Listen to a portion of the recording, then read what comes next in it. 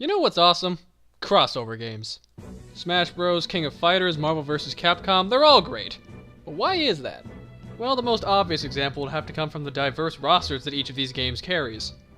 I mean, who wouldn't want to watch Mario, Sonic, Mega Man, and Pac-Man have a fight to the death? Or how about Spider-Man and Chun-Li teaming up to fight Venom and Zangief?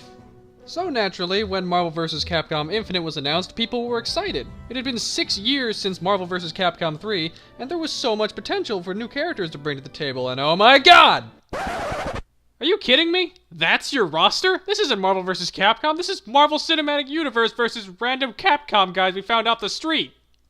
Compared to Marvel 2 and Marvel 3's gigantic rosters, this is just pitiful. Strangely, most of the characters are veterans from Marvel 3, but a lot of the iconic characters are strangely absent. Now, this may not be so noticeable to some people for the Capcom side, but if you look at the Marvel side, you may easily notice that something is very wrong. It's quite simple, really. Where are the X-Men? They've been around since the beginning of Marvel vs. Capcom, and yet not a single one of them shows up in Infinite.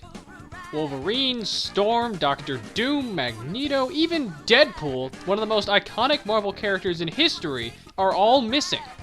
And it's not like Capcom's side of the roster gets off scot-free either. They also have a lot of iconic characters missing, such as Amaterasu, Albert Wesker, Beautiful Joe, and Phoenix Wright.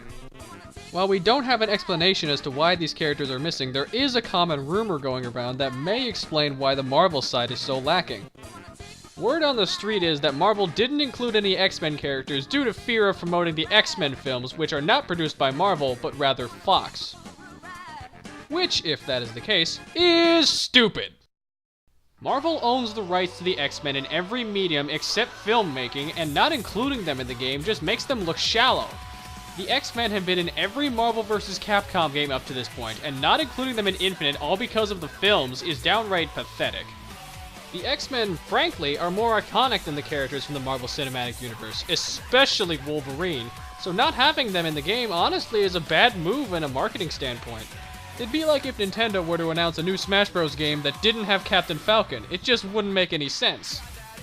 And so far, this has proven to be pretty true, as Marvel vs. Capcom Infinite had a very rocky launch, selling far worse than the previous titles. It's sad, too. This could have been an amazing game if Marvel hadn't been a jerk about the X-Men and Capcom had kept in their iconic characters. Especially since this is hot off the heels of Street Fighter V, which was Capcom's last disaster piece.